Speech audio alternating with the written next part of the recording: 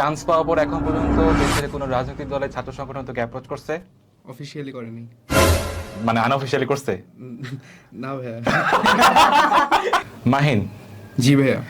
এটা হচ্ছে তোর ফায়ার দ্য ডিফিব্রিলেটর রাউন্ড। পেশেন্টকে বাঁচানোর জন্য ডিফিব্রিলেটর যেরকম খুব দ্রুত পুশ করতে হয় তাড়াতাড়ি, এখানেও খুব দ্রুত 5টা কোয়েশ্চেনের আনসার তোকে দিতে হবে র্যাপিড ফায়ার রাউন্ডের মতো। Ready?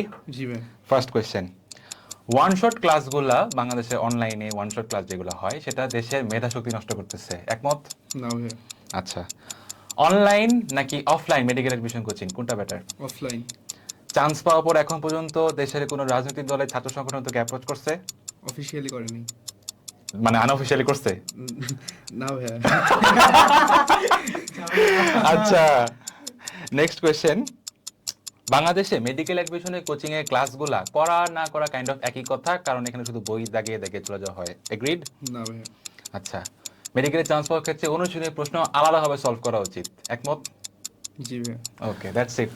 Fire the defibrillator round তো শেষ হলো, কিন্তু একজন মেডিকেল স্টুডেন্টের মেডিকেলে চান্স পাওয়ার গল্প কি মাত্র 1 মিনিটে শেষ হয়ে যাবে?